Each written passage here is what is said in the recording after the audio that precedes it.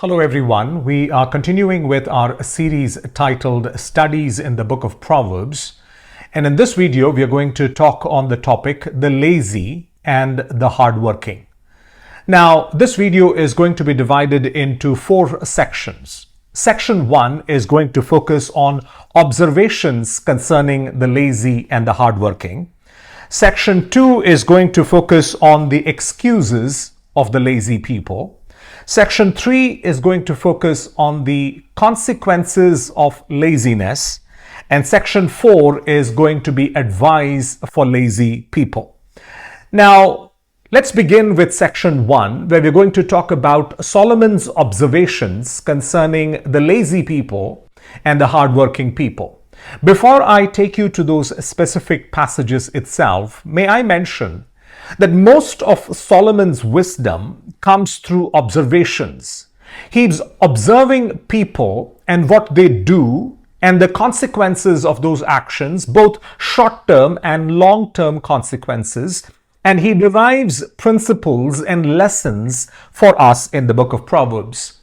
So let's talk about his first observation. This observation is concerning a lazy person, and this is made in Proverbs chapter 24, verses 30 to 34. And Solomon says this, I went past the field of a sluggard, past the vineyard of someone who has no sense. Thorns had come up everywhere, the ground was covered with weeds, and the stone wall was in ruins. So what exactly is going on here? Solomon the king, given the observations that he makes, he is passing by the field of a lazy person or a sluggard, the vineyard of someone who does not have common sense. And what does he find there? He finds that the field or the vineyard was covered with thorns everywhere, the ground was covered with weeds, and even the stone boundary walls were all in ruins. Now, Solomon wants to make his applications from these observations, and look at what he says in verse 32. I applied my heart to what I observed and learned a lesson from what I saw. So Solomon takes these observations that he makes and he applies his heart to what he has observed, and he is deriving certain conclusions, certain lessons from these observations. Verses 33 and 34, what are his conclusions? A little sleep, a little slumber, a little folding of the hands to rest, and poverty will come on you like a thief, and scarcity like an armed man. In other words, he is saying that if you are lazy, then it would lead you to poverty. Now, he is not saying that all poor people are lazy people, but he is saying that laziness will definitely take you in the direction of poverty. And there are several passages in the book of Proverbs that connect laziness with poverty. There are also several passages in the book of Proverbs where Solomon is connecting laziness with sleep. Look at verse 33. It says, a little sleep, a little slumber, a little folding of the hands to rest, and poverty will come on you. In other words, the lazy person wants to rest a little bit. He wants to sleep a little bit more. He wants to push the work that can be done today to tomorrow. And when that tomorrow comes, he again wants to sleep. He again wants to rest a little bit. And therefore, there are thorns everywhere. There are weeds everywhere. Stone boundaries are in ruins, and poverty and scarcity has come upon the lazy man like a bandit.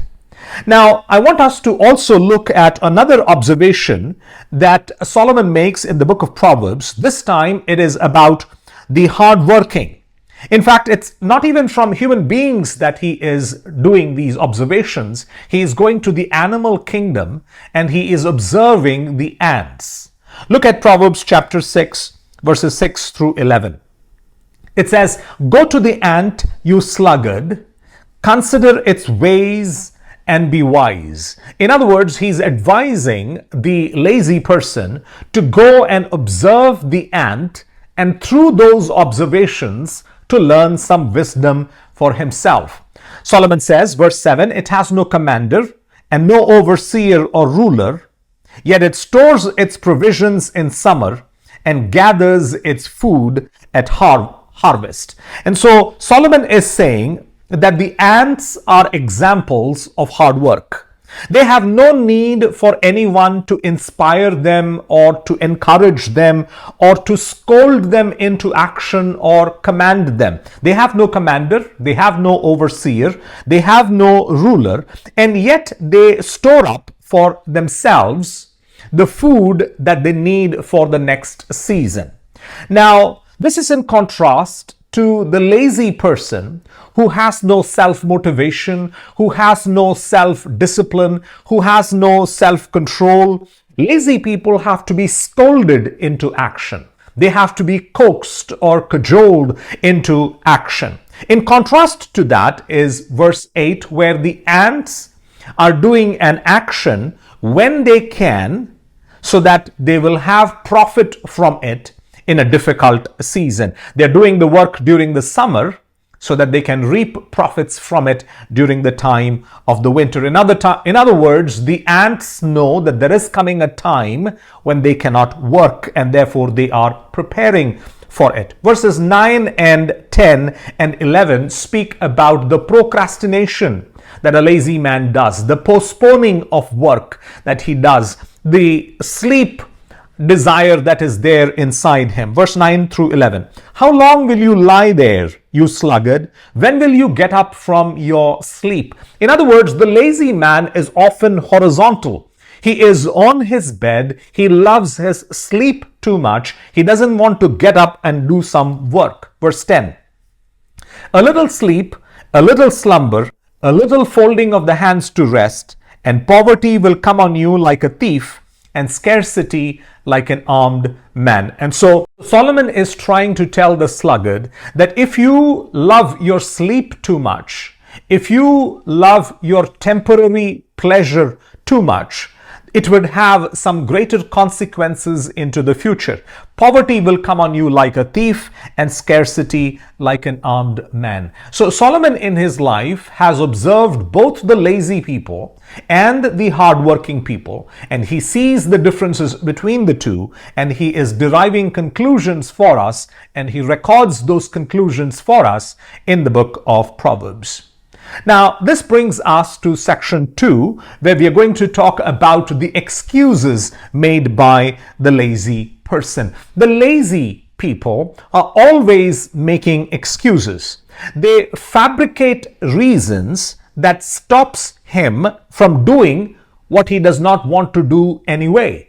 So the lazy person does not want to do work, and therefore he makes up reasons why he should not do the work which he doesn't want to do anyway. The reasons are reasonable to him, the lazy person, but they are not reasonable to any other person around them. In fact, some of these reasons are even silly. They are humorous.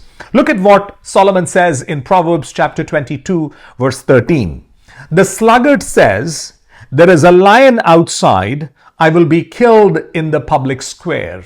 So the lazy man does not want to go out of his house into the field or into his workplace to work. And look at the excuse that he makes. He says, "There is a lion outside. I will be killed in the public square." In other words, I want to stay at home because that's the easiest thing to do and that's the safest place to be. If I go out, I will be killed. Look at how he is fabricating reasons, excuses why he should not be doing the work that he should be doing. Proverbs 26:13, this same thing is repeated. A sluggard says, "There's a lion in the road, a fierce lion roaming the streets." So it seems like during Solomon's time, there were several people who were making excuses of this kind, silly excuses, unreasonable excuses, but Solomon mentions this at least twice in this book to bring our attention to the fact that what is reasonable to them is actually not reasonable at all. Look at another excuse, Proverbs chapter 15, verse 19. "The way of the sluggard is blocked with thorns, but the path of the upright is a highway." Now, the sluggard, the lazy person, does not want to go to work because his pathway is blocked with a lot of thorns. And most of these thorns are thorns in his mind. They do not exist in reality. And therefore, he sees difficulty after difficulty. And that is why he makes excuses why he should not be doing the work that he is supposed to do. On the other hand, the path of the upright is a highway. In other words, there is a broad way that the hardworking person sees in front of him. If there is a hurdle, he will just go past the hurdle and continue to do the work. Contrast the attitude of the lazy person with the attitude of the hardworking person. Proverbs 26 verse 16. A sluggard is wiser in his own eyes than 7 people who answer discreetly. Now, when a foolish person, when a lazy person makes all these kinds of excuses about lion being in the road and thorns being on the road, which is why he should not be working, the wise people advise him. And there may be 7 people who advise him with great discretion, but this foolish person thinks they are all wrong and he is right, which is why Solomon says a sluggard is wiser in his own eyes than 7 people who answer discreetly. In other words, a lazy person does not want to take advice from other people. In his eyes, he is only right. And this brings us to section 3, where we are going to talk about the consequences of laziness. Proverbs 20 verse 4. Sluggards do not plow in season, so at harvest time they look, but they find nothing. Now, lazy people are only concerned about the comfort of the moment, the ease of the moment. They are short-sighted. They do not think about the implications, the consequences of their actions, the implications of their laziness. But Solomon is warning the lazy person by saying that you will have consequences if you do not plow in season. You cannot reap during the harvest season. It's interesting to me that the verse says, sluggards do not plow in season, so at harvest time they look, but find nothing. I wonder why in the world should they look for fruits when they have not worked for it, and ultimately they would find nothing. In today's world, if Solomon were to be talking to young people, he would be saying that if you do not study for your exams, you should not expect to have a good result from your exams. Proverbs chapter 20 verse 13. Solomon says, do not love sleep or you will grow poor. Stay awake and you will have food to spare. Solomon's warnings, Solomon's observations concerning laziness and sleep, I've already mentioned that. He says, if you sleep too much, in other words, if you are lazy, the end result of that would be poverty. But if you are awake, if you burn the midnight oil, when everybody else is going to sleep, if you're ready to put in some extra hard work, you will have enough and more. In other words, Solomon is advising his people, don't choose temporary pleasure over long-term benefit and profit. The temporary pleasure here is sleep. And so a person is choosing sleep and does not look at the long-term consequences of poverty that would come. Proverbs 10 verse 4. Lazy hands make for poverty, but diligent hands bring wealth. Now again, not all poor people are lazy people, but if you're a lazy person, it would lead you to poverty, is what Solomon is trying to teach us. Proverbs 26 verse 14. As a door turns on its hinges, so a sluggard turns on the bed. Now, this is again an observation, and this is also humorous. A door always turns on its hinges, right? It goes this way, it goes the other way. It's always turning on its hinges. And a lazy person is like that on his bed. He turns this way, and then he turns that way. He turns this way, and he turns that way. He always is sleeping. He loves his sleep too much. Proverbs 13 verse 4. A sluggard's appetite is never filled, but the desires of the diligent are fully satisfied. That means the sluggard also has desires. He has great aspirations. He wants to enjoy a lot of things in the future, but his appetite will never be filled. The lazy person does not want to work for it. Proverbs 12:27. The lazy do not roast any game, but the diligent feed on the riches of the hunt. Now, the lazy person wants to have good meat. He wants to taste the meat of the wild animals, but he is not going to roast any game because he is not going to go hunting, but the diligent would feed on the riches of the hunt. And so Solomon is making a contrast between the lazy person and the hardworking person. And finally, we come to the final section in which Solomon is providing advice for the lazy. 5 points here. Number 1, he is saying, think long-term consequences. Don't just think of short-term comfort. In other words, think long-term, you lazy person. Don't just think of the short-term temporary sleep. A lazy person never plans for the future. Short-term comfort can bring long-term consequences like poverty, is what Solomon is trying to tell them. So number 1, think long-term consequences. Number 2, Solomon is providing examples of the consequences of laziness. In other words, Solomon is saying, you are not the first person to be lazy. There have been lazy people in the past, and if you observe their lives, you could learn of the consequences. You do not have to repeat the mistakes that people have made in the past. You can learn from their mistakes, observe and learn. Go to the ants, you sluggard, consider its ways and be wise. Advice number 3, don't make silly excuses like there is a lion in the street or that there are thorns in the road. They may seem reasonable to you, but that they are not reasonable at all. Number 4, don't procrastinate. In other words, don't delay what you can do today.